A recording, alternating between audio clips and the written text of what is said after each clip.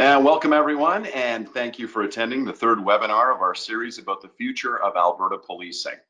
I'm Doug Dirks, and I'll be your moderator today. And if my voice and face perhaps sound familiar to you, it's because I recently retired after 3 decades at CBC Calgary, most recently as the host of The Homestretch on CBC Radio 1 for the past 10 years. Now, during that time, I spent a lot of time emceeing and moderating events for organizations like the Canadian Mental Health Association, the Special Olympics, Mount Royal University, and the Calgary Alumni Chapter of McGill University. So I'm really looking forward to hosting this discussion today, and thanks for joining us. Before we begin, though, I'd like to go over a few housekeeping items. As you hear from our panelists, we invite you to submit your questions anytime using the Q&A box on the right side of your screen. It's as simple as typing in the question and hitting the send button. And following the presentations, I'll relay your questions to our panelists, and we'll do our best to compile and answer as many questions as we can within the 30-minute time frame. Now, our session this morning will explore the PwC model for an Alberta Provincial Police Service. As you may know, the RCMP contract police model has been in place for about 100 years now. And across our country, different jurisdictions are reconsidering the approach. Now, our speakers will offer their perspectives on this.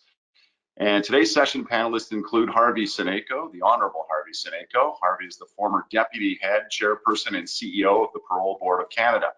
During his career, he has also served as Solicitor General and Minister of Public Security for Alberta, where he established the Alberta Sheriff Division, the Integrated Child Exploitation Unit, the Alberta Law Enforcement Response Team, and also the Alberta Serious Incident Response Team.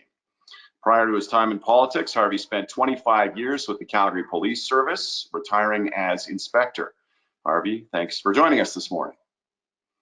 Our second speaker is Tara McPherson. Tara is a partner in PwC Canada's Consulting and Deals practice, where she specializes in public safety. She has a master's degree with distinction in criminology and criminal justice from King's College London. Tara has worked with a range of public safety and justice clients in Canada and the United Kingdom, and has authored reports on police accountability and the use of technology in policing. Welcome, Tara. And our third speaker for this morning's session is Josh Oviatt. Josh is a manager in the government and public sector digital operations practice with PwC. He was the operating model design lead for the Alberta Provincial Police Transition Study. And Josh brings expertise in complex operating model design and transformation and financial analysis in public sector and community safety and justice organizations across the country. Josh, thanks for joining us today. Now, I'll now give the floor to our first panelist, Harvey Cenaiko, for his presentation. Harvey.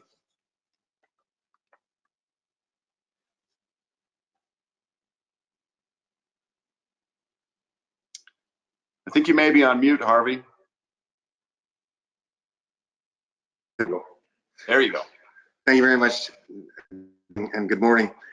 I'd like to thank Minister Chandro and his justice for the opportunity to present the work initiated some 15 to 17 years ago while I was the Solicitor General and Minister of Public Security. But I wanted to say that I had a wonderful, challenging 25-year career with the Calgary Police Service, having worked undercover in the drug and criminal intelligence units, as well as homicide, sex crimes, and child abuse units, retiring as an inspector before I won the election in 2001 as the MLA for Calgary Buffalo. I chaired a number of government committees during my first term and was appointed Solicitor General and Minister of Public Security in 2004 by then Premier Ralph Klein. I didn't run for re-election in 2008 as I was appointed as Vice Chair of the Parole Board of Canada for a year, then Chair, CEO, and Deputy Head of the Board in Ottawa till retiring in 2018. As Minister and Solicitor General, and with my policing background, I felt the law enforcement community in Alberta was missing a number of important components.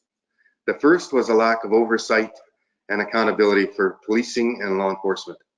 I studied the Ontario model of SIU and then initiated the development of our own Alberta Serious Incident Response Team, ASIRT, an independent agency to investigate serious incidents, including police shootings. They would be made up of civilian investigators and seconded police investigators with the knowledge and experience required to investigate the most serious types of criminal acts and led by a lawyer or a prosecutor as the executive director in charge.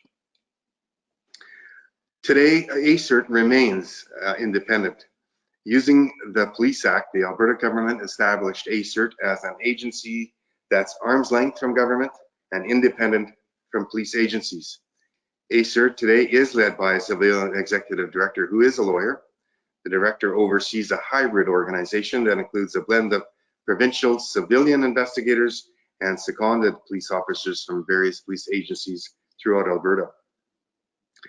ASIRT is authorized to investigate Alberta police officers whose conduct may have caused serious injuries, may have caused death, has led to serious or sensitive allegations of police misconduct, and they can lay criminal charges against a police officer if, as a result of the investigation, the executive director believes a criminal offense has been committed.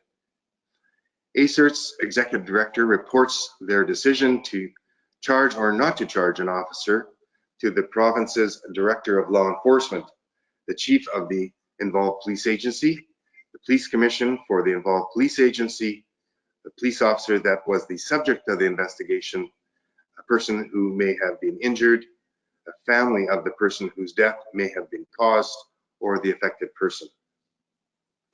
ASIRT is province-wide. It can investigate police officers in the province, on the province's municipal police services, the Indigenous police services, and the RCMP. For investigations, ASIRT has also memorandums of understandings with the Yukon government and the RCMP M division. ASIRT strives to strike the proper balance between disclosing as much information as possible to the public, guarding the privacy rights of those involved, and maintaining the integrity of the investigation. This model of oversight has been implemented in other provincial jurisdictions throughout Canada.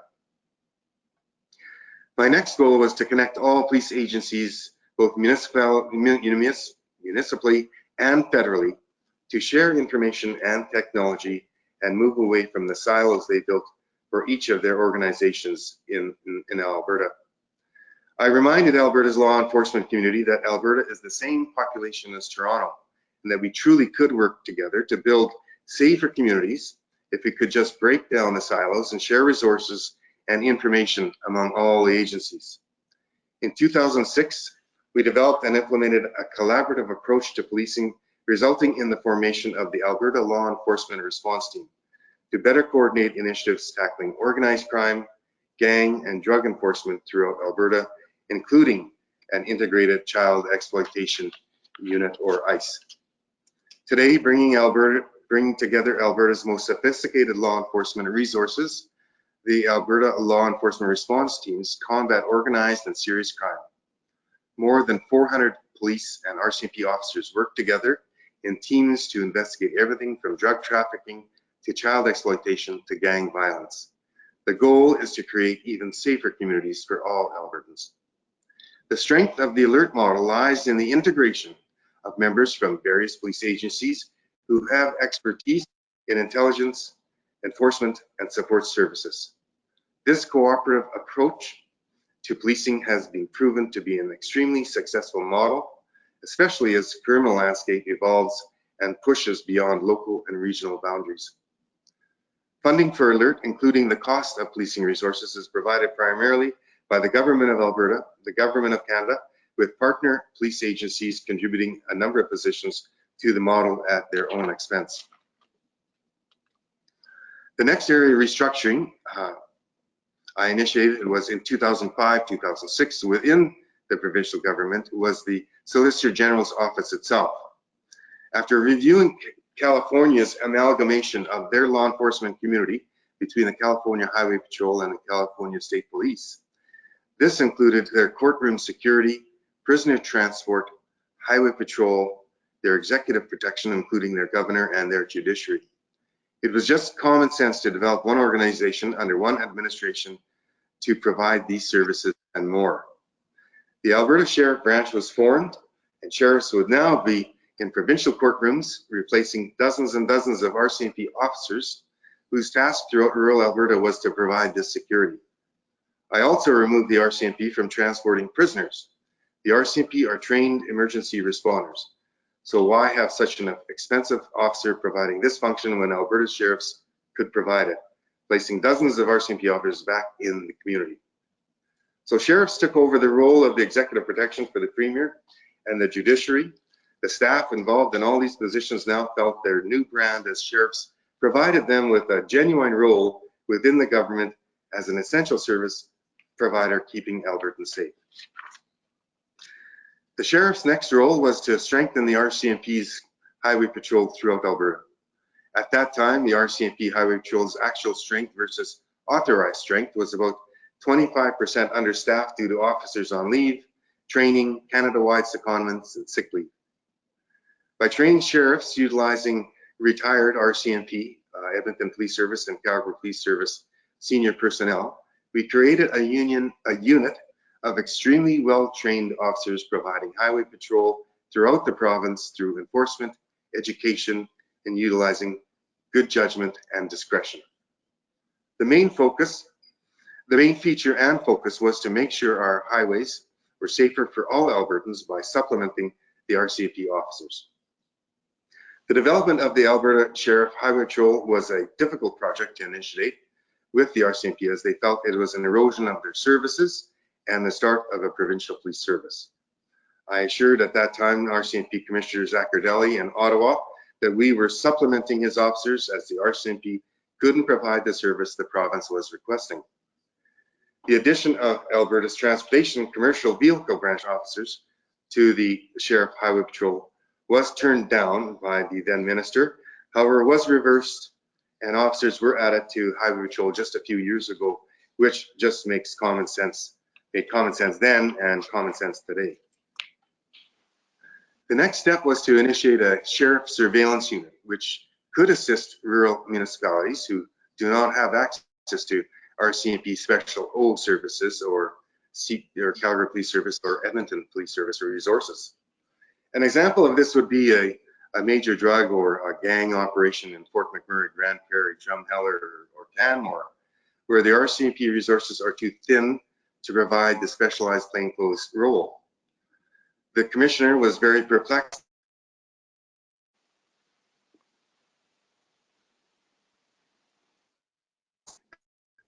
Would these types of were spread too across Alberta. The training of these sheriffs again provided by hiring retired RCMP officers, EPS and CPS officers with the skills required. It was a time for me to see the of these new services help make Alberta communities safer.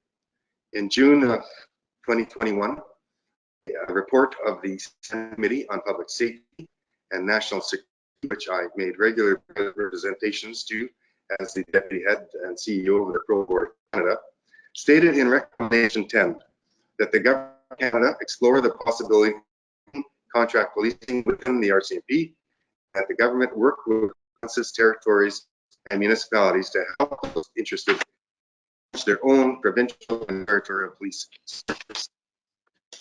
The report also stated that the RCMP should not rely on a top-down governance model when engaged in contract policing, and suggested local governance structures are necessary to provide local control over policing issues. I'm a strong supporter of the province implementing an Alberta Provincial Police Service, providing exceptional service within a new innovative model of enhanced policing. Governance by a new Provincial Police Commission will include representation from rural, Indigenous, and urban communities. The APPS will be arm's length from government, governed by provincial legislation, aligning with policies in use by Alberta's municipal services. The APPS will maintain the alert model, investigating organized crime, gangs, internet child exploitation, criminal intelligence, and specialized training, with new or expanded roles in human trafficking, financial crimes, and cyber crimes. The Justice Solicitor General's sheriffs will continue to maintain court security and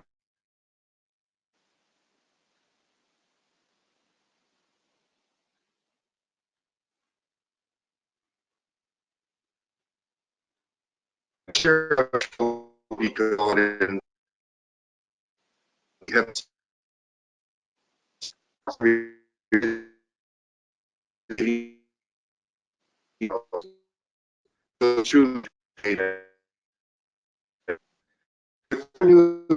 their drivers and use of the new Drager device for mobile, they will continue to provide safer roads throughout Alberta.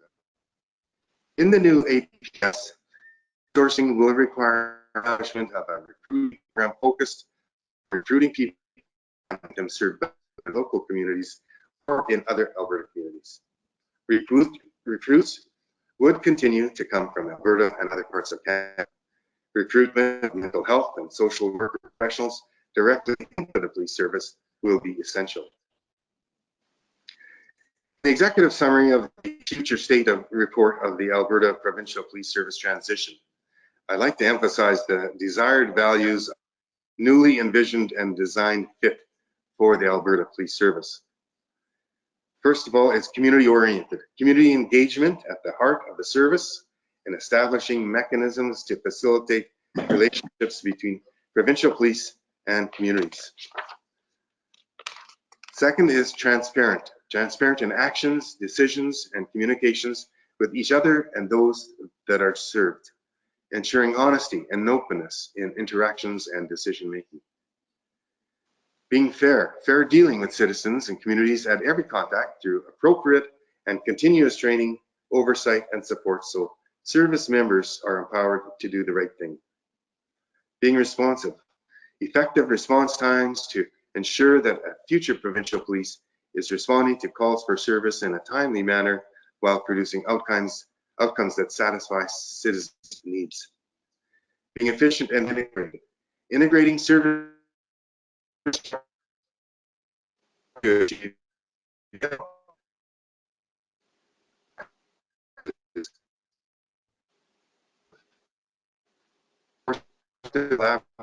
relationships, communities, agencies, and organizations.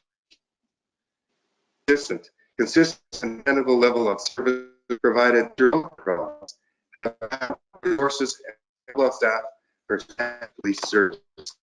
The report will say which these goals in Alberta will have to be delivered differently than it is today. Some of these shifts may appear radically distinct from the status quo, while others are part of a continuous improvement journey. Each of the proposed changes is innovative in their own way due to the special impact they have for communities and citizens. And an organization to a continuum of through integration and collaboration with other entities, organizations in the province, introducing community jurisdictions. Innovation in the workforce. Cultural sensitivity training to members, especially ones deployed in First Nations and Métis communities. Innovation in processes. Shared services of back office functions such as finance, HR, major response management in the province through facilitating seamless collaboration between emergency responding organizations. Restorative justice for victims of crime and diversion to non-serious offenders. Innovation and technology. Real-time operations center and central dispatch centers for effective deployment of officers. Body-worn cameras for frontline officers with supporting digital evidence management solution to manage various types of evidence from multiple sources. Virtual platforms to integrate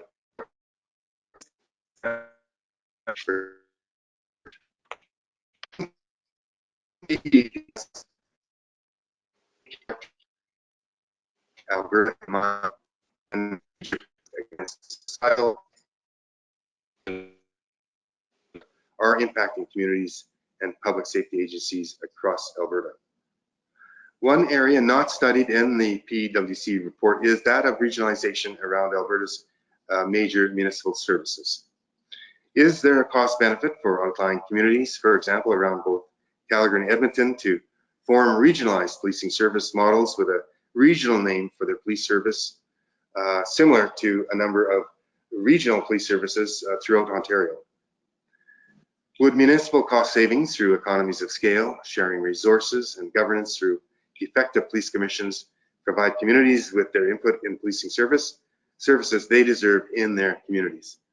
So thank you very much for this opportunity to speak with you today, and I look forward to any questions that may follow. Harvey, thanks for that presentation. And attendees, please remember to post any questions inside the Q&A box ahead of our 30-minute session at the end of our presentations. And Harvey had a few buffering issues, connectivity issues, so I'm guessing there might be some questions for you. And I'm not sure if turning off your camera for the Q&A would help, but we'll see how it goes. Thanks for that. Now, our next presenters are Tara McPherson and Josh Oviatt from PwC.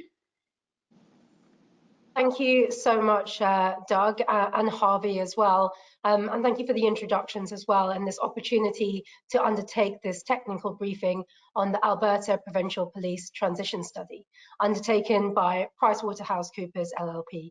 Thereafter, I'll just call ourselves PwC Canada, otherwise it's too much of a bit of a mouthful. As I mentioned, I am Tara McPherson, and I lead PwC Canada's work in community safety and justice.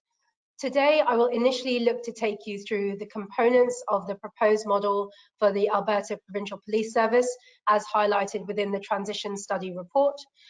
This will be followed by a more detailed look into the community policing and deployment model design that Josh will provide, followed by some time for questions, as Doug indicated.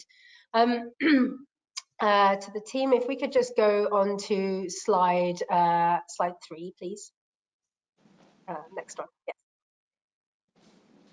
Thank you so much. So PwC Canada was contracted in October 2020 to provide a comprehensive analysis of the operational requirements, processes, and costs to transition from the RCMP delivering provincial and municipal policing services to a fully independent Alberta Provincial Police Service, otherwise known as an APPS again, going forwards.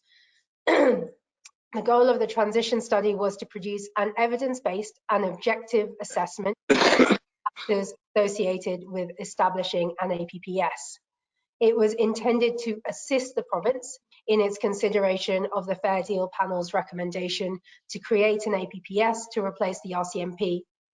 The final transition study report, composed of a current state assessment based on the current state of policing in Alberta in 2020 and a future model, was submitted to the Government of Alberta by PwC Canada in April 2021. The Government of Alberta contracted PwC once again in late 2021 to develop a community policing deployment model design as part of the further study that was recommended within the future model and final report. This was presented to the Government of Alberta in April 2022. At no stage did PwC's scope include recommendations for transition.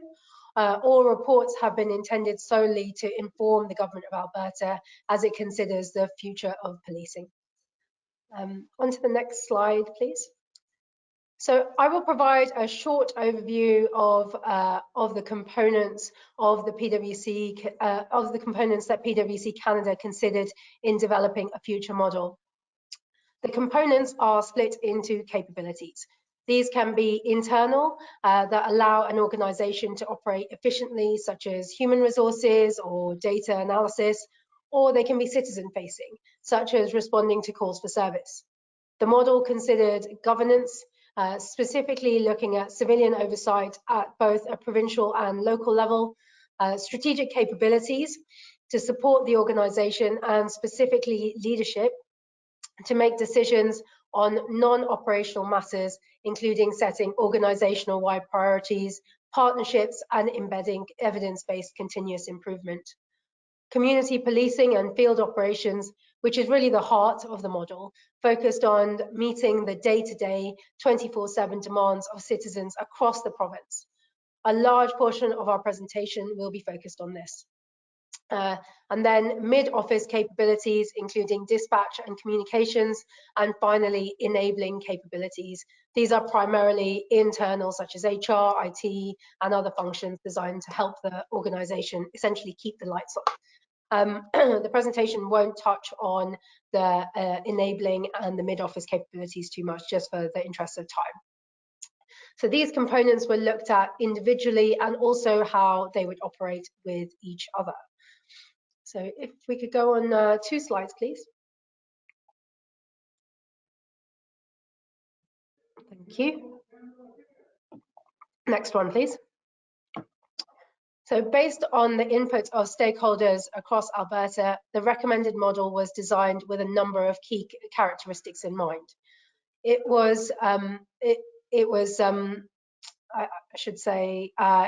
strongly built on the premise that community safety is made up of complementary capabilities that must work effectively together and need to adapt to different communities and also as threat, demand, and demographics change, accounting for the dynamic environment of Alberta.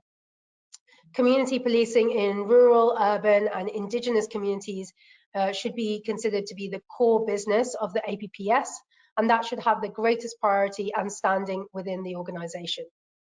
And wherever possible, resources should be coordinated with municipal and self-administered police services, as well as utilising shared data and formalised agreements to find cost savings by minimising the duplication of services, equipment, and infrastructure, and integration with provincial services and community programmes, including health services and family and social services.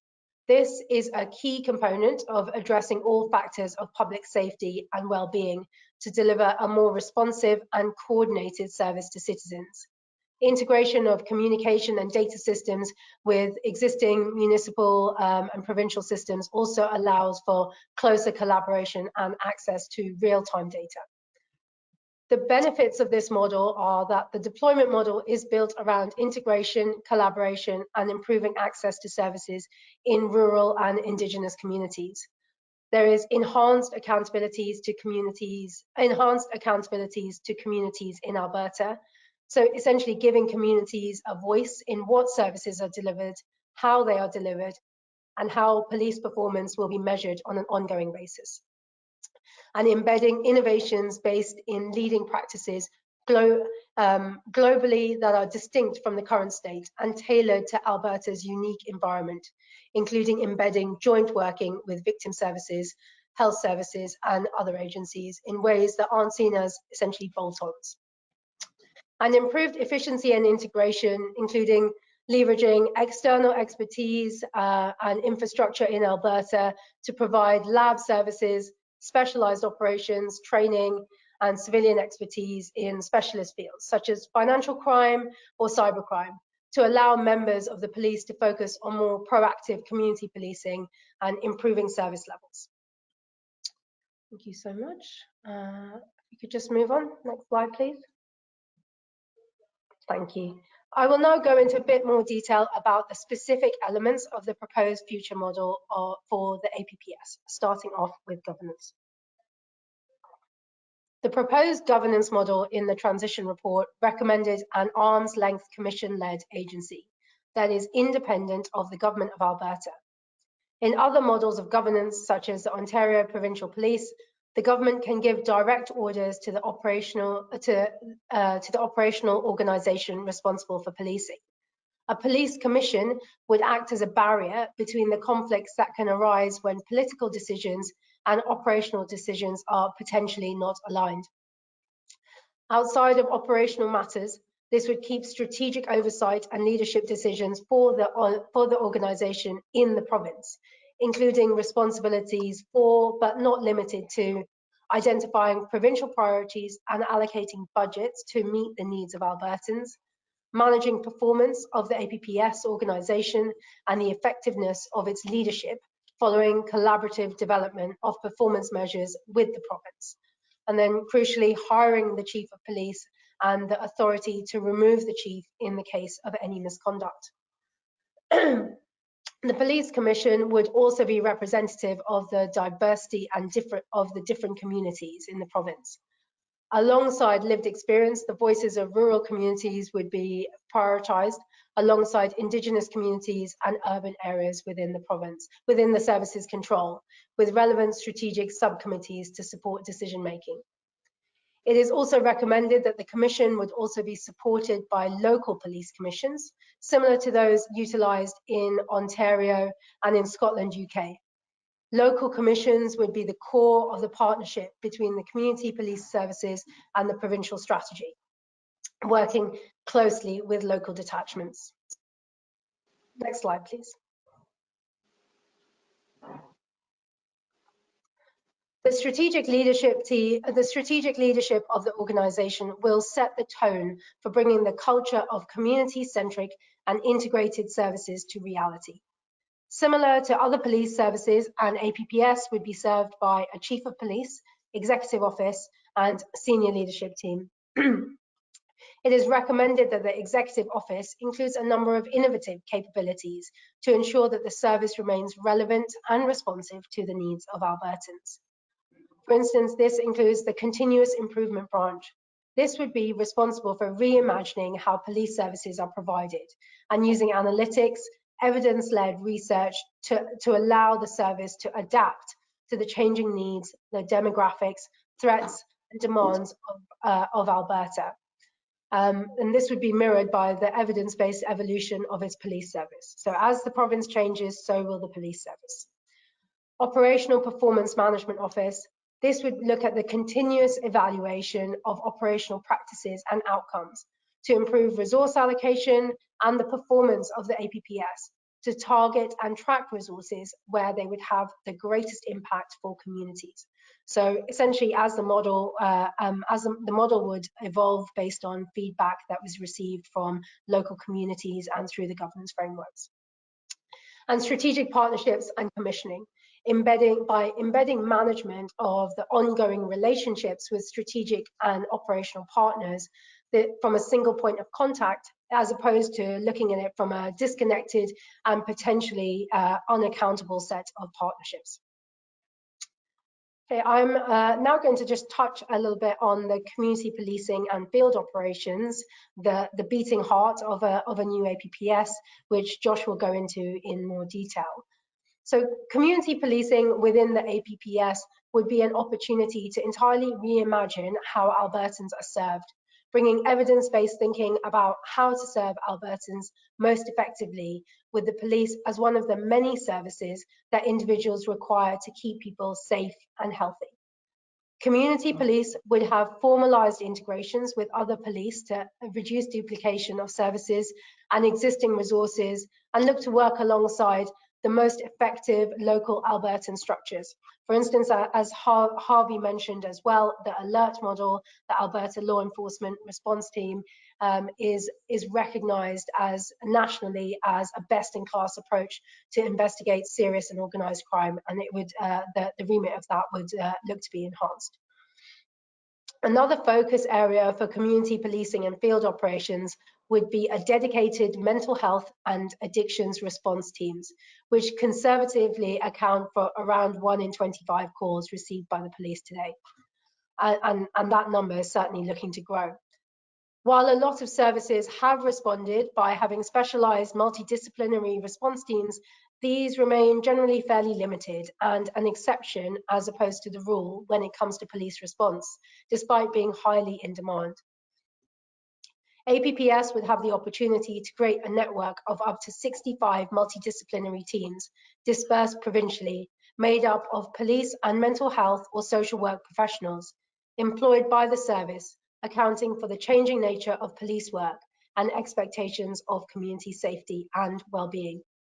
This would also be of the most benefit to rural communities which have fewer members, and when mental health calls come in, can lead to officers being off the road for extended periods of time. To train the most effective community police officers, the APPS would also complement operational training with more focus on competencies that would include, that would facilitate positive police-citizen interactions, including de-escalation, trauma-informed policing, and procedural justice, all of which have been highlighted by the Alberta Association of Chiefs of Police as areas for further emphasis. Overall, the recommended model results in 4,189 positions compared to 4,030 as of June 2020 in Alberta. These resources would be focused on delivering the unique blend of professional skills that is required to meet the changing demand in Alberta. And as mentioned, this includes the 65 mental health, addictions, and family crisis teams. I will pass it over to Josh now, who will take you through a more detailed overview of the deployment model and how these resources will potentially be deployed in Alberta's communities. Perfect, thank you, Tara. If we can skip ahead a couple on the slides, just to that divider slide. One more, please. Okay, perfect. Tara talked us through now some of those unique elements of the model of policing that's been developed for Alberta. And a lot of the pieces that Tara talked about actually Harvey helped to stand up. And they're part of a journey towards a more integrated policing service in Alberta. So the overview of the model is theoretical, it's very high level, but it's tough to make that connection between that model and what does that mean for communities. And so in order to make that connection, I'm going to spend a bit of time talking about the organizational structure, and then I'll talk quite a bit more about what does that mean for communities in Alberta and what can they expect. Can we skip to the next slide, please? Perfect. So in order to turn that kind of conceptual model of how things work together in the provincial police model that's been developed, there needs to be a structure that reflects kind of the unique elements that have been developed in that model. And so that's really the first step in translating the theory of how things should work together into the reality of how they do work together in Alberta's communities.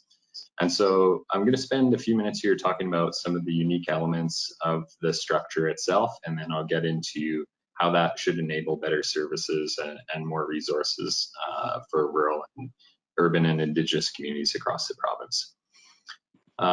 So the first kind of unique characteristic that we built into the organizational structure is regional deputies. So it was proposed in the model that there are 3 operating regions in Alberta that are led by these regional deputies. And really, the idea of operating regions is driven by the fact that different parts of Alberta are different from each other. Northern Alberta is very different than Central Alberta and Southern Alberta, and things like population density and the available infrastructure and other organizations for partnership and even things like the highway access to some of those communities varies across the province.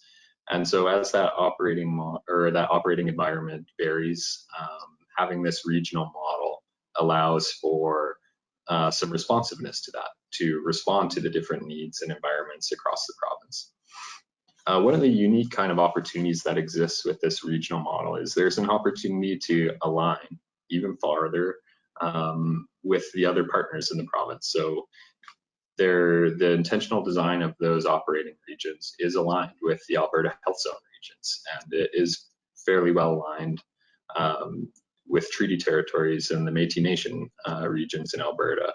And so that opportunity really allows us to integrate the police services at these local and regional levels with the ecosystem of community safety and those other organizations that are around to help for building joint strategies for community health, well-being, and safety in the province.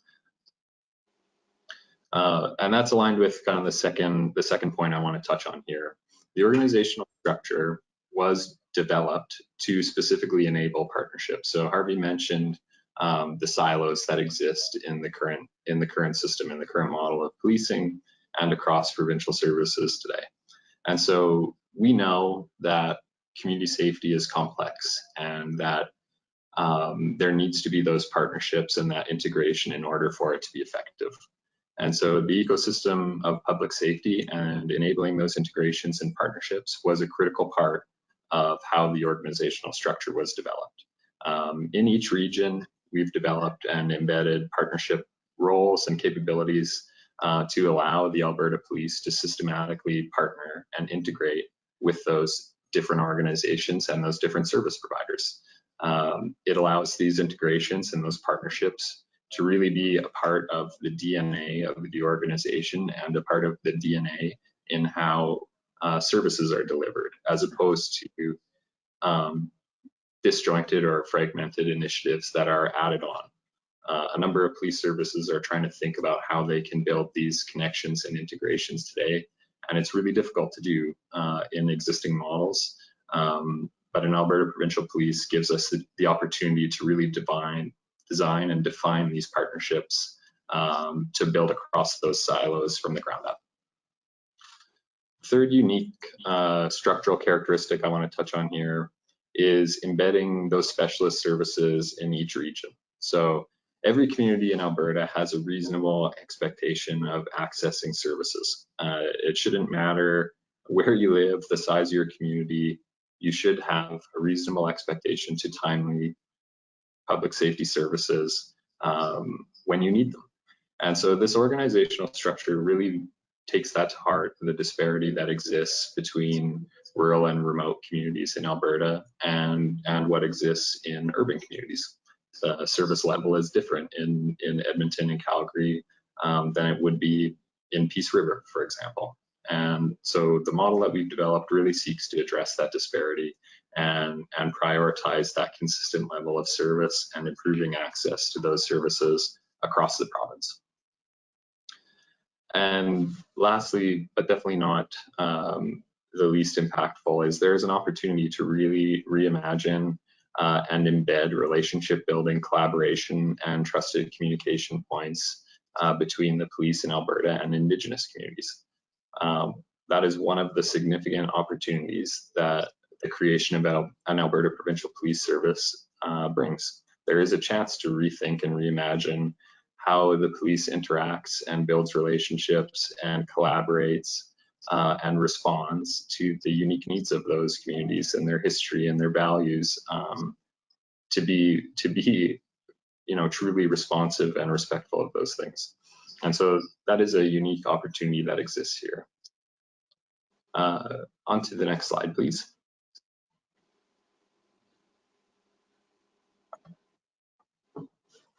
So as I mentioned, people in rural, remote, and Indigenous communities have a right to a well-resourced service that provides highly trained officers, just like you'd expect and find in urban communities. The recommended deployment model really focuses on meeting those expectations by rethinking how we're using resources in the province and how they're distributed and how the police service works together internally and externally with other partners. And so there's a number of key concepts and principles that were used to develop the deployment model. And when I say deployment model, all I'm really talking about is how teams are located, where they're located, and how they're actually providing services to the community. So deployment model, while it is pretty complex, at the end of the day, it's really about how are you using the people and the teams that you have to be more effective and to deliver services in an effective way. And so in the design of that deployment model, there were some sort of priority concepts and principles that we used to do that reimagining. The first one was rebalancing. So looking really at what is the opportunity to reallocate resources and to dedicate additional resources to rural and remote areas in order to improve that service coverage and maintain the capacity and services across the province. So that's a critical thing. How are we being a little bit more fair in how those resources are allocated? The second piece and principle was about right sizing. So if you're distributing resources across the province, you need to make sure that you have enough resources and the right resources in those detachments to deliver the different types of services you want. And so a critical part of that is thinking about what is the minimum requirement of resources of sworn police officers or mental health teams to deliver the services that we need. And so we did establish as a part of this model a recommended minimum resourcing level for detachments.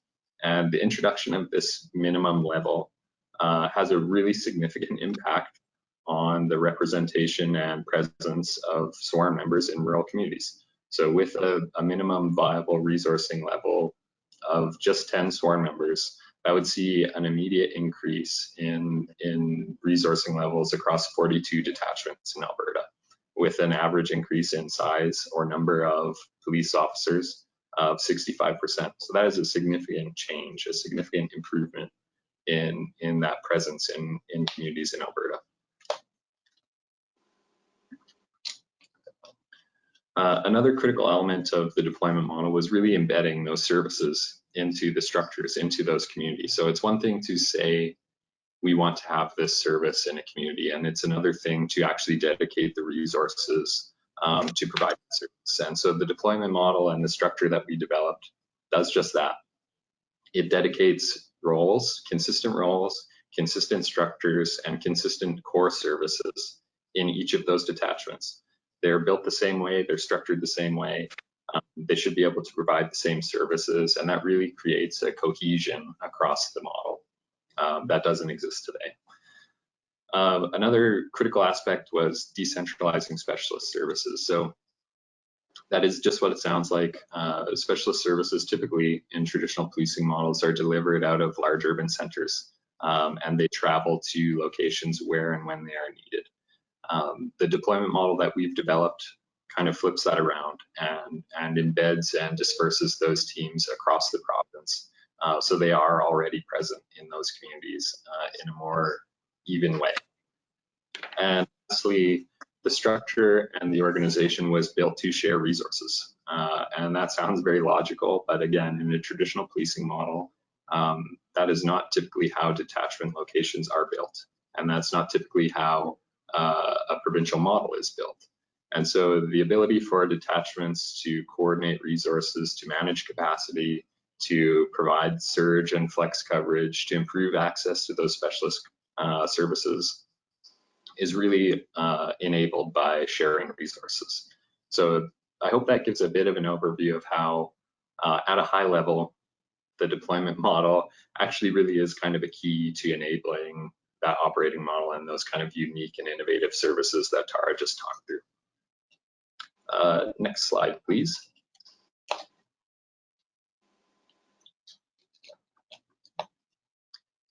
So in Alberta, there are different sizes of communities. We know this, and it varies quite a bit. Rural, urban, and Indigenous communities are not the same. And in order to kind of reflect that nature of the differences in areas and the differences in communities, we've developed different what we call profiles for detachments. And really all that is different types of detachments. And the best way to think about how these detachments work in our model is as a connected network.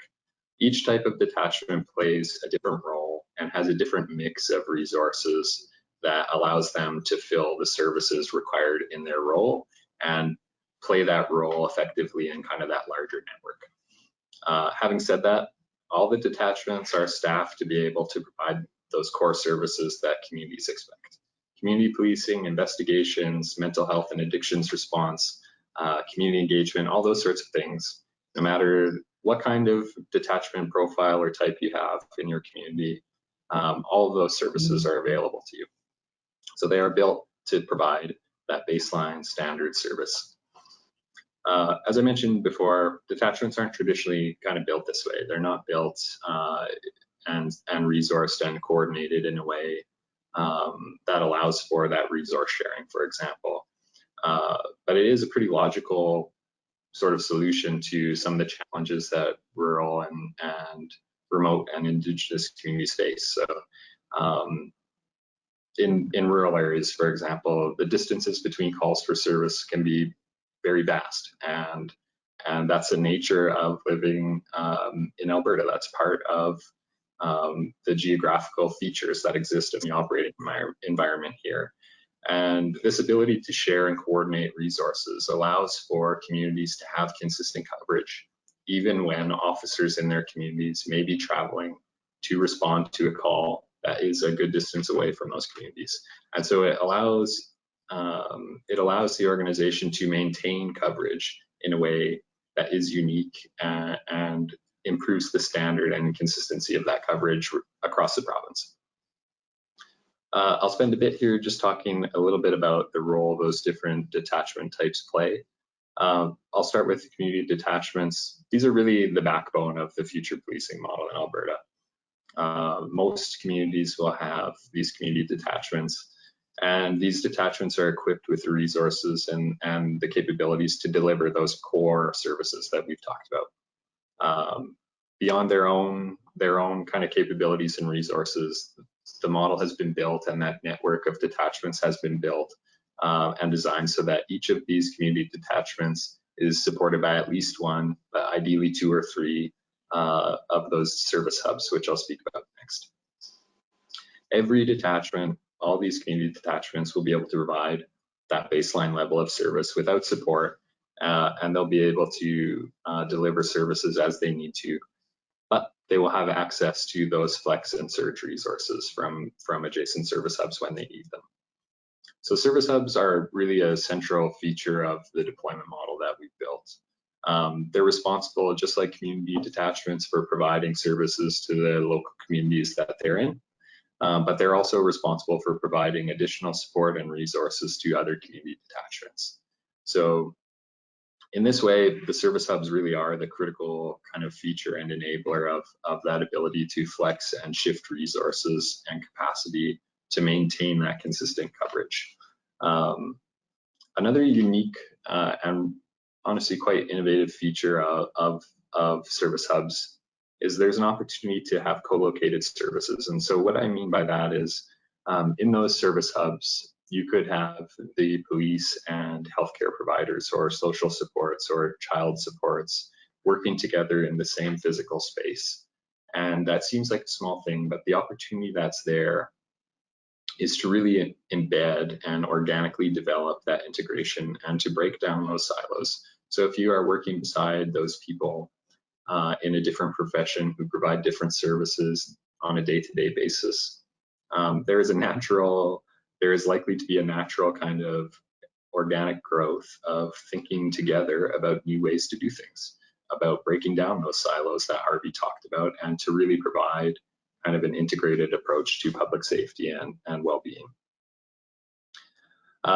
Regional hubs are the broadest range, provide the broadest range of services and are really responsible for coordinating the resources in the different regions in the province. So they act more or less as regional headquarters, you could say, and they provide those kind of strategic services and coordination for the other detachment types. They still provide community policing services, just like the other different detachment profiles I've talked through, but they also act as that strategic and coordinating center. And then detachments in Indigenous communities, these detachments will really deliver the full suite of services to Indigenous communities that use policing services from the Alberta Provincial Police. They should ensure a local presence in their communities, which will enable them to proactively police communities and be mindful and reflective of the unique traditions and values and history of each of those communities. These communities, these locations should work with local community leadership to tailor those services and capabilities and align on the outcomes that are most important to that community. So that's a reflection of the uniqueness that exists, and I think is an important step to kind of reimagining how that looks, policing in Indigenous communities looks in Alberta. Again, all these different detachment types are staffed and resourced to deliver those core services. So you see that list on the right-hand side there. All the different detachment types should be able to deliver those services to their community. No matter the size, no matter the location, all of those services should be available in this model to those communities. On to the next slide, please. So I've talked a lot about consistent and dependable levels of service, and there is a reason for that. That was a strategic priority and a key consideration for the way this model was designed and built. And in order to make that happen, in order to establish those services and provide that consistent coverage, you need to have the roles and resources in place to deliver those services. And if you want that coverage to be consistent across the province, those resources need to be available across the province. It's a pretty simple idea. If you want a service in your community consistently, you need the people in your community who can provide that service. It is as simple as that. That is a simplified way of looking at something that is pretty complex in policing, but I think it's helpful to keep that in mind. Now, I just talked through the different roles and the different types of services that those different detachment profiles play.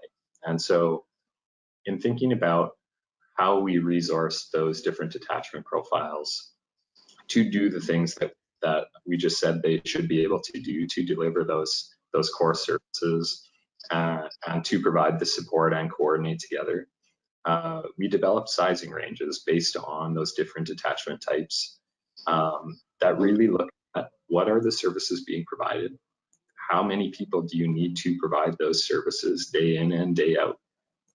And we purposely considered things like workload, things like shift schedule, things like the time those services are likely to take. And we built in considerations for the wellness of officers. Officers shouldn't have to be on call every weekend because they're in a small detachment, and if they're not on call, there maybe isn't another officer available.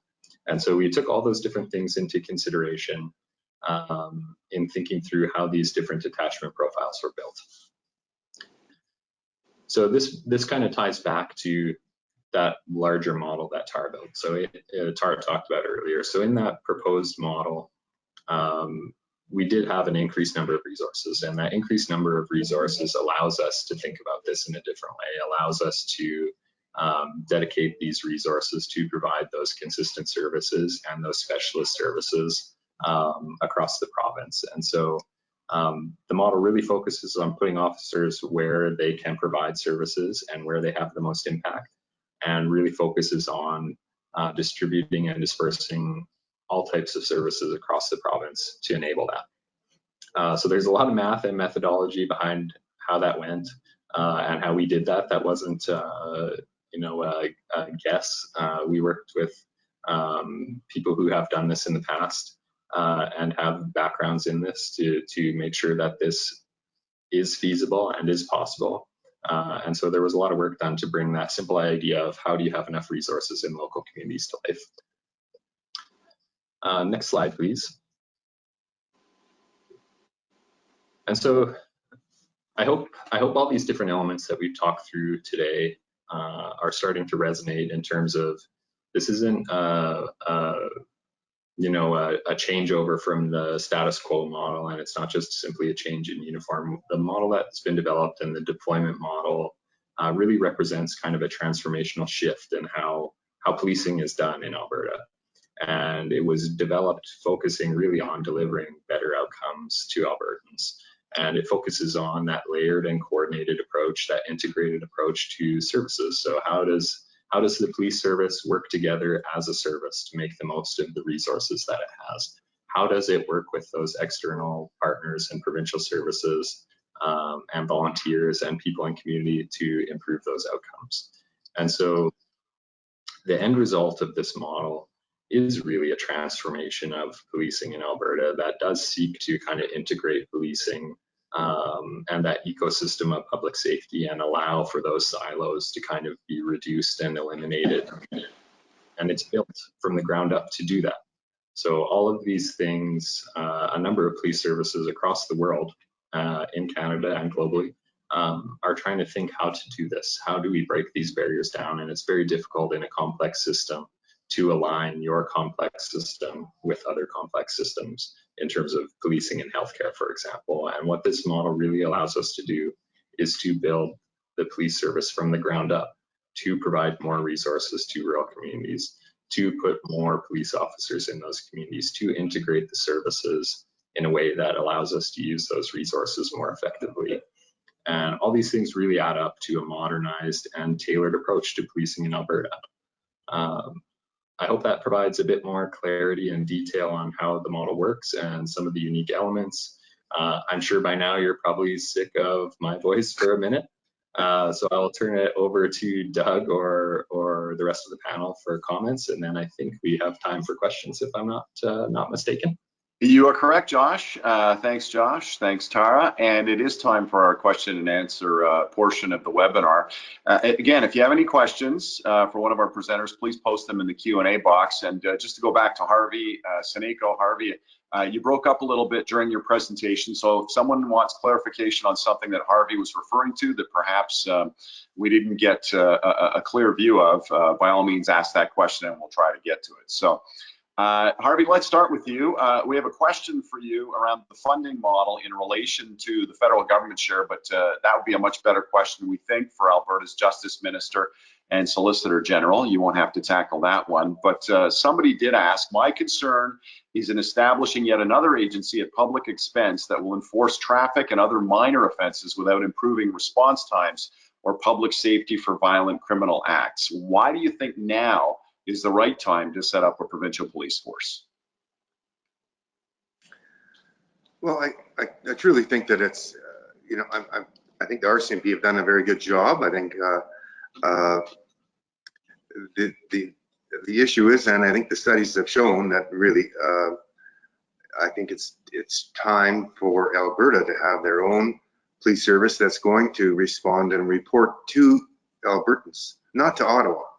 I think that's one of the major issues. Now, I think every RCMP officer in the province has done a tremendous job, and they're wonderful people. I know very many of them, and I'm hoping, I think many of them will stay in Alberta and join the APPS as well. So in part of the recruiting, I think they're saying, I think you're going to see officers from Calgary and Medicine Hat Lethbridge also likely join APPS because they may want to live in a smaller community or you know, closer to the mountains or something like that. So I mean, so I think there'll be lots of opportunities for the hiring process. However, I think as I mentioned in my comments, that the sheriffs really were there and are there to supplement the RCMP, because the RCMP are emergency responders. Now they do have highway patrol responsibilities as well. But as I mentioned, when I was there, they were probably 25% of the highway patrol officers weren't even there. And so with that in mind, it was time to look at saying, we can do a better job in ensuring highways are safer and ensuring education for education enforcement, but as well using good judgment and discretion. Just a point of clarification for you from the presentation. What was the name of the public safety document that was referred to in June of 2021? Do you have that at hand? It's the report of the Standing Committee on Public Safety and National Security. Okay, great. Thanks for that. Josh, let's go to you because you just finished that presentation. You were talking about those service hubs, and we have a question from someone who says, I live in a town of 10,000 people. Are we going to have a service hub? Yeah, I think I mean, that's a good question. The exact type of detachment profile for every community in Alberta hasn't been determined. So I can't tell you specifically at this point in time which communities will have which type of detachment profile. But when you think about the availability of resources and the different types of services that are available, probably logically, smaller communities won't have those types of detachments. But that doesn't mean they will have lesser services. And I think that's the important part, is those core services that people expect in their communities are available regardless of which detachment type you have. And so I appreciate the question, but it's really, the kind of answer honestly is it doesn't matter. You will get the same services regardless of which detachment profile you have. It's just, how does your community's detachment interact with other community detachments? That's the difference. I'll just throw this out to anyone who may have an answer to this question. What role would the community peace officer program have in a transition?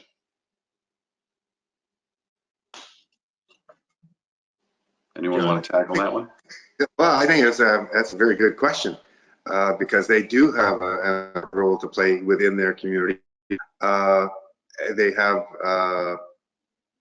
they're provided with legislation and municipal legislation that allows them to do certain functions. and enforce certain functions within the municipality. So I think they're still going to be in place no matter what. I think what would help a lot of the community officers throughout the province and the smaller centers would be that there's a good connect between the police agency, the APPS, and those community peace officers. And there's a disconnect right now, because I know there's a disconnect right now between the RCMP, the community peace officers, and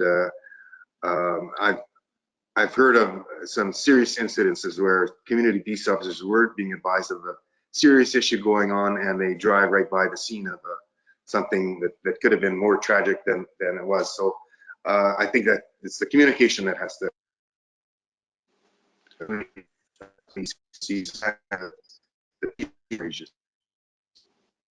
Okay, I think you broke up a little bit there, Harvey, again, but you were talking about communication, I think. So we'll get back to you with another question in just a minute. This one's for Tara and Josh. Regarding the current 4,030 positions and proposed 4,189 positions, can you clarify, is this all current police positions and civilian staff in Alberta, RCMP/municipal? What do those numbers refer to?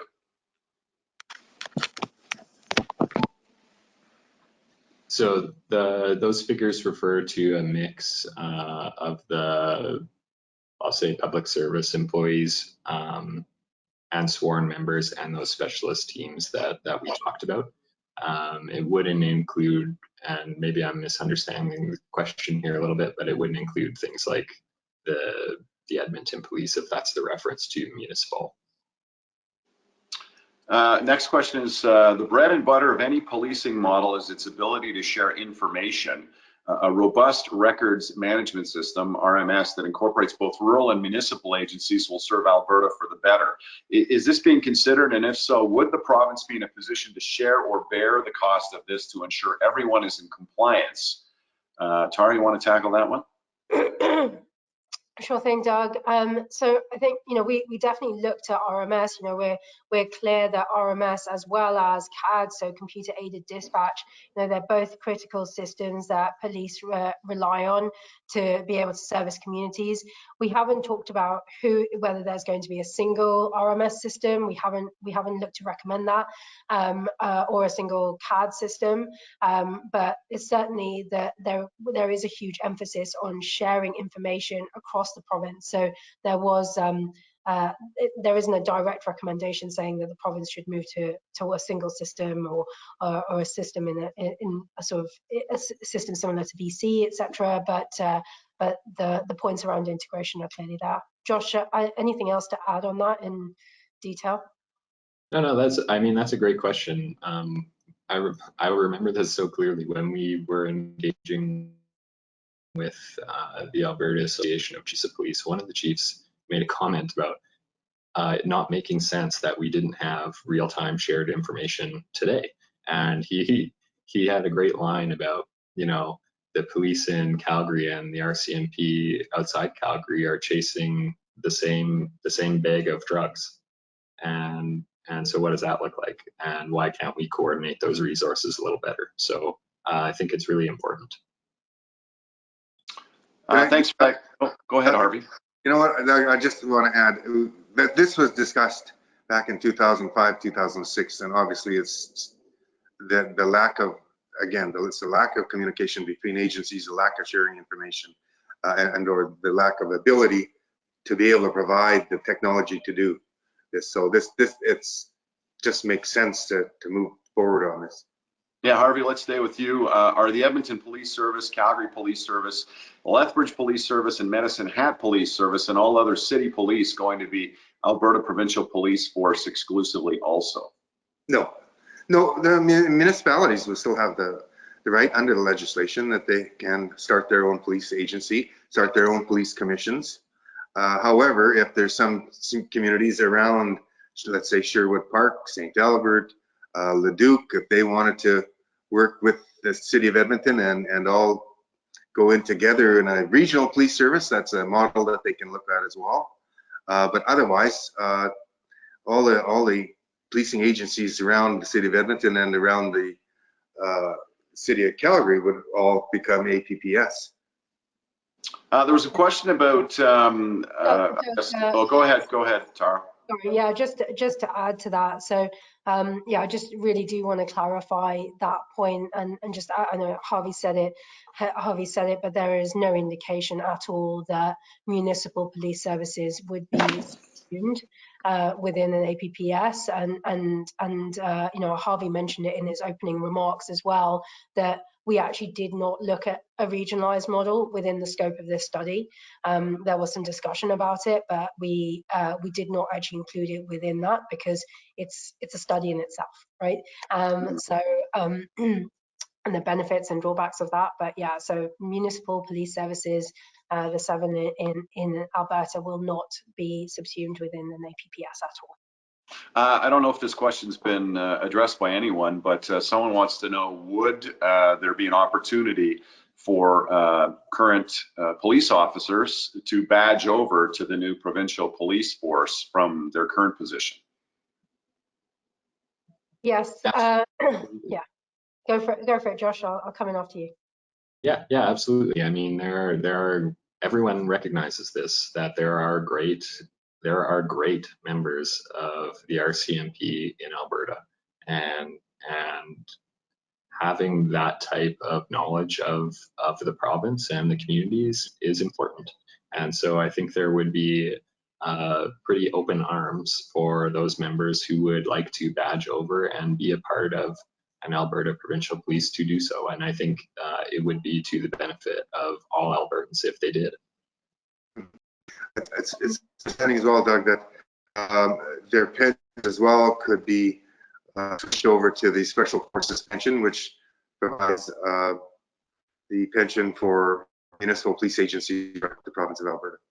So they'd be able to switch that over to APPS. Would, again, I believe, from what I've read, they would become another member within the members on the special forces pension plan. So that would be very important, I think, to anyone switching over to ensure that their pension isn't affected whatsoever.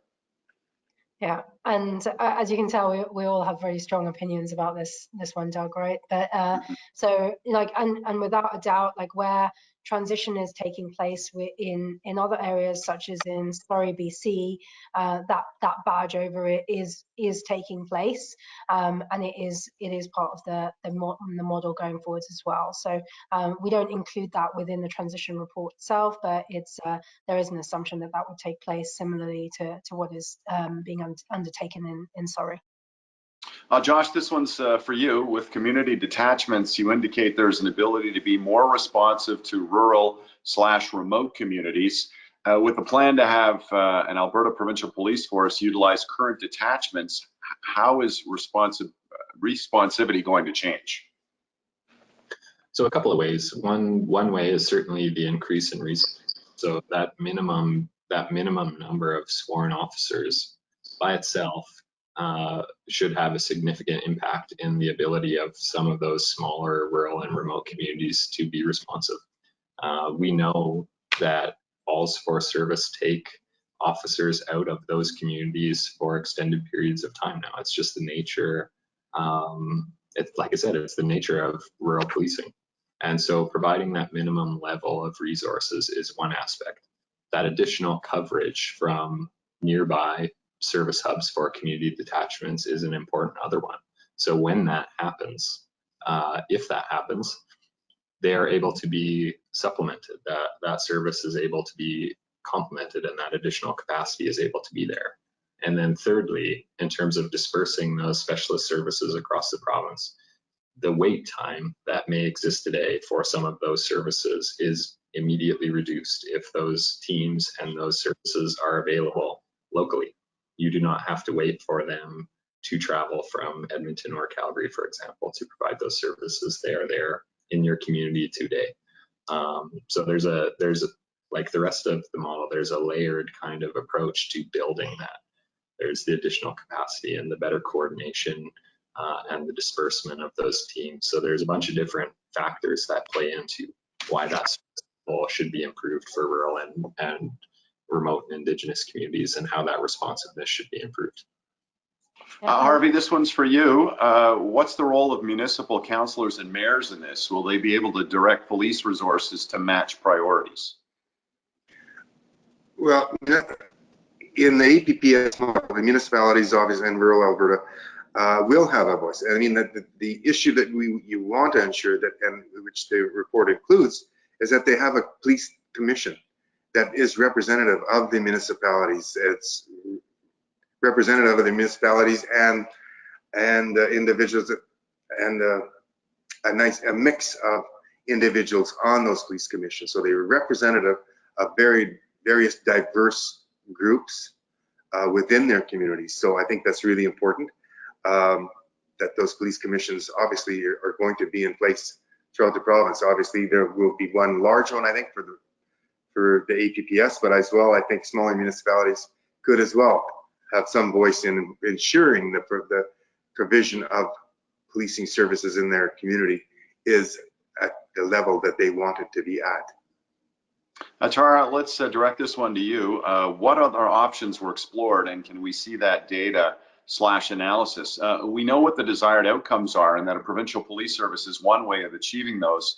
What are some of the other ways? Why is this the best way? Doug, in answering this, I will actually just go back to the mandate that we were provided from the government of Alberta. Like, we never looked at different models or how the RCMP could change, etc. It was very much looked at if the government of Alberta chose to move forward with an Alberta Provincial Police Service, what could that look like? Definitely, you know, there are other options elsewhere that are being explored elsewhere across the country, but given the mandate of PwC, it was to just look at what a future provincial police service could look like. Josh, where will the additional personnel be recruited from to double the size of detachments and solve staffing issues?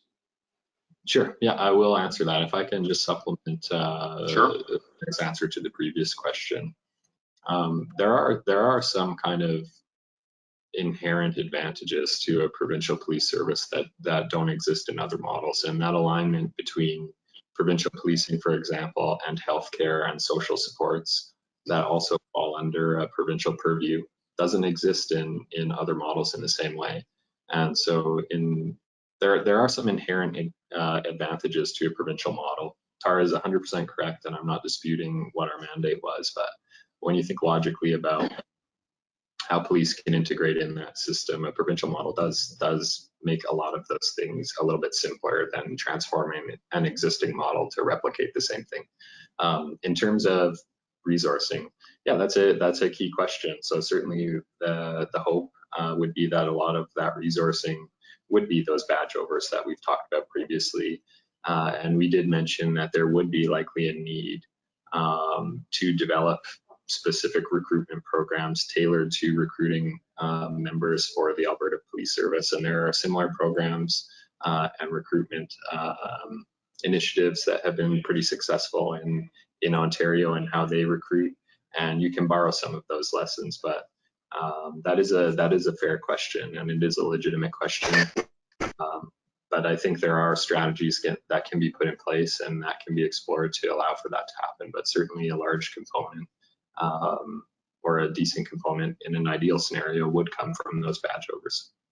Yeah, just adding on to that as well, Doug, is, you know, it's who you are recruiting, not just the numbers as well, and that is very critical. It might seem like a bit of a nuance, but within this structure, there is a lot of focus around what the community policing workforce would look like in the future. So what are the types of skills? We talked about the 65, you know, mental health and social worker supports and so on. So it's, in some cases, it's people who wouldn't necessarily think about joining a police service, right?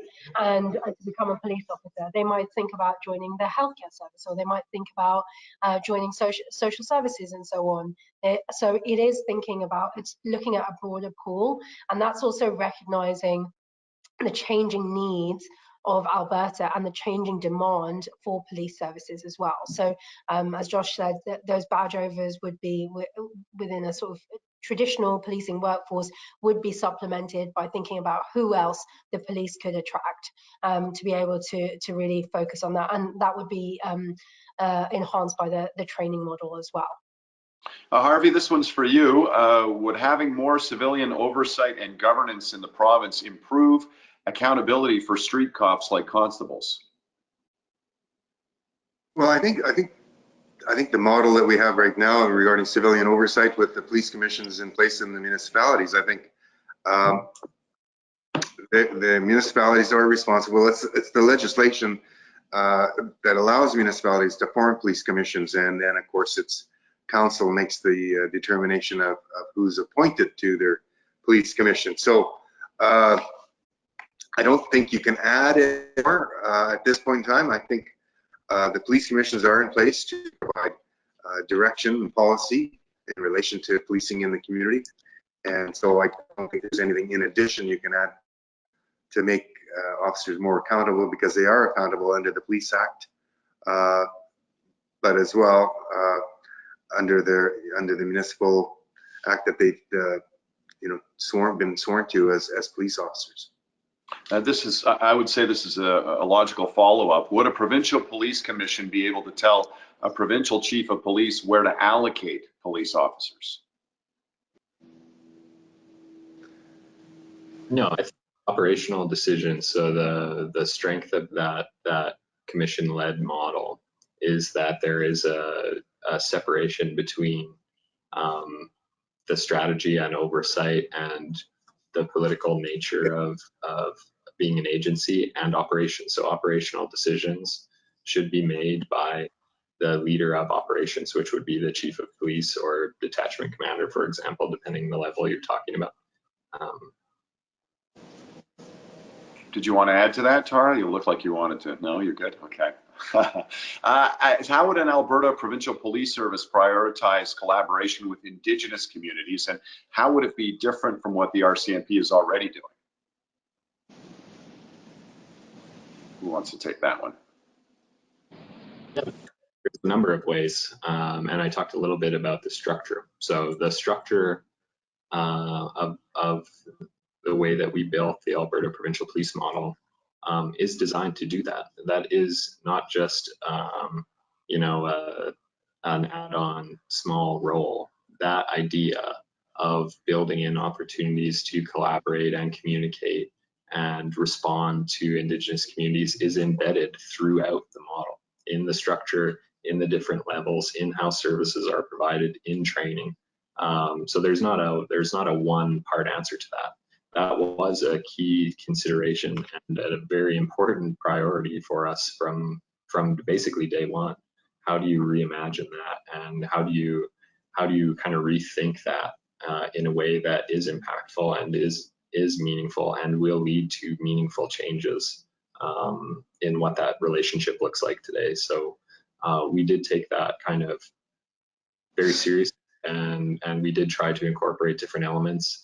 And obviously Indigenous communities should have a say in what that looks like, and that's been reflected in our report as well. So I hope that answers that. Yeah. Go ahead, Tara. Thank you. Thanks, Harvey. So a couple of key recommendations in the report that please the people can also look up on their own as well is that we include representatives from Indigenous communities on the Provincial Police Commission. That's detailed in the governance section, and also further strengthened by the creation of an Indigenous advisory panel to provide guidance and recommendations to the Chief of Police. And there's obviously the Indigenous deputy as well. But I think what it became very, very clear to us very quickly is that ultimately there would need to be engagement with Indigenous people to understand what they want that collaboration to look like, right? And so we really did hold off on providing any sort of substantive recommendations in this area, because ultimately we didn't have enough time, and it was not doing the right kind of service to provide any sort of something too significant and seemingly too prescriptive without having that dialogue. And when we did have that dialogue, we were told in very clear terms that it wasn't sufficient. And so, so we took that on board in how we presented that as well. And the main thing for us, the main recommendations when it comes to policing in Indigenous communities, when it comes to the Alberta Provincial Police Service, was that the government of Alberta develops a strategic plan that includes substantive dialogue and engagement with these communities to create a shared vision for how they want to be engaged with in the future and so on. So, I do want to say that we did nod to it as much as we could, but we didn't go to say that these are firm recommendations in any way, and our discussions did not constitute formal engagement. It was mentioned that the number of police officers would be boosted in rural Alberta. Harvey, where would those additional officers come from? Would cities lose resources to make it work, do you think? No, well, I mean, you'd have to see how, depending on the numbers of officers that are going to stay, that would stay in Alberta. Obviously, there's going to be a recruiting drive that, like Tara mentioned earlier, that would be, focusing and strategizing on various cultural groups as well, various educational backgrounds as well, including social work, nursing, all those types of backgrounds that can really help policing in a rural community. Doug, I just want to go back to the previous question regarding Indigenous policing. We have some tremendous Indigenous police services in Calgary. I just know two of them very well, and one of being Sutena outside of Calgary, and the Blood Tribe in southern Alberta. They're tremendous police agencies. They've done an excellent job, and I think there's a number of other another number of other Indigenous communities that would like to have their own police service. And I know Minister Shandro, I think it was last month, provided funding to assist in policing in one of the reserves. So I think those are opportunities as well for the government to look at in supplementing not just the APPS, but as well to allow and to assist First Nations policing on reserves, and because that's in fact what they're asking for. Tara, this question's for you. What kinds of mental health resources will be available in the service hubs? Our current challenge is that there are very limited mental health resources in our community, and that's impacting the RCMP's ability to attend to other community policing matters. So should we not invest more in mental health services instead of expecting police to deal with them?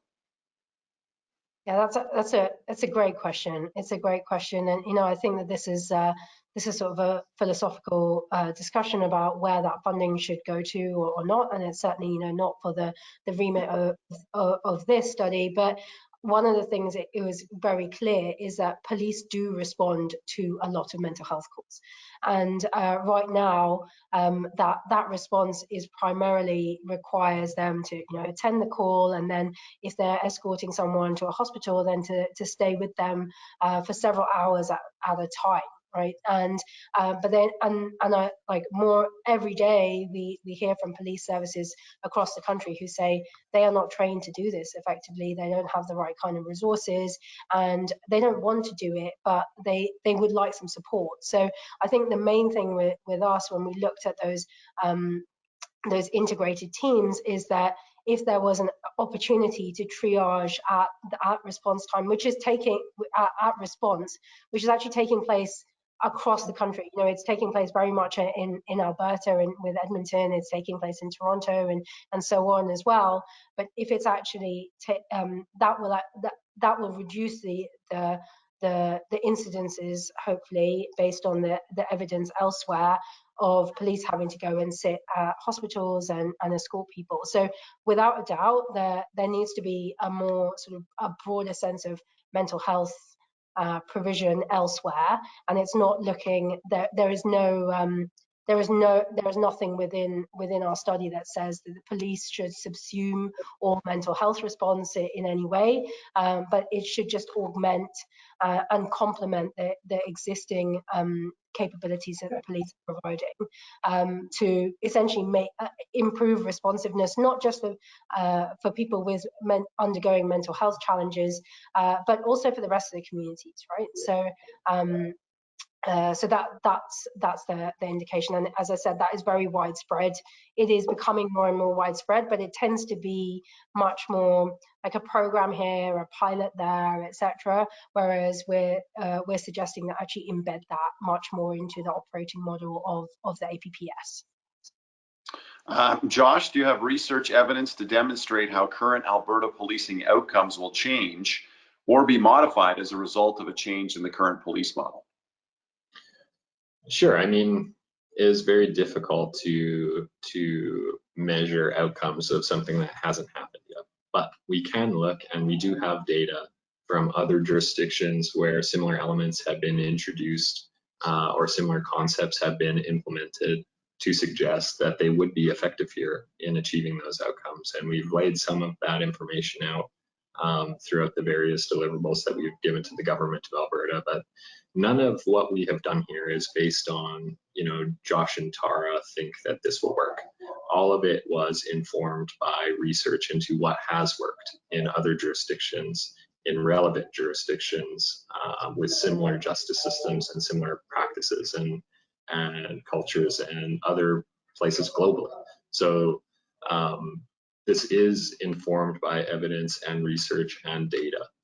Can I tell you that this idea of whatever mental health response teams will be able to have a service time or response time decrease of 4 minutes? No, that's not a reasonable expectation, but the recommendations that we put in have been informed by data and evidence. And we did a ton of research and worked with academics and experts in policing globally and within Canada to determine what these recommendations are. So they are backed by data and evidence and research that shows that these practices and these recommendations are effective in other places. And we do not have reason to believe that they would be effective in Alberta. And just go ahead. quick, sorry, that's another reason why within the strategic capabilities, we've specifically highlighted the continuous improvement branch and the operational performance management office, right? Because what might work today might not work in 5 years' time or 10 years' time. But you need to be able to have a service that is continuously adapting because your demographics might change. Yeah, everything, and like the world happens, right? So this continuous improvement branch and the performance management office will actually embed that ongoing learning and that ongoing improvement into the structure. So I think that the best laid plans, that's great. What might work in leading practice, that we can certainly recommend it, but you'll have to wait and see if it works in Alberta, but embed that capability within the service itself so that it has that opportunity to adapt to the evidence as well. And we'll end it there because we're out of time for questions this afternoon. Thanks to all the participants who submitted questions. And if we didn't get to your question, please sign up for a future webinar or visit the Future of Alberta Policing website where there is additional information for you. Thanks to our panelists, Harvey Cenaiko, Tara McPherson, and Josh Oviatt for your time and insight today. Attendees, thanks for joining us. And please watch for follow-up emails in the coming days with more resources and information about future webinars on the future of Alberta policing. Thanks again for joining us. Enjoy the rest of your day.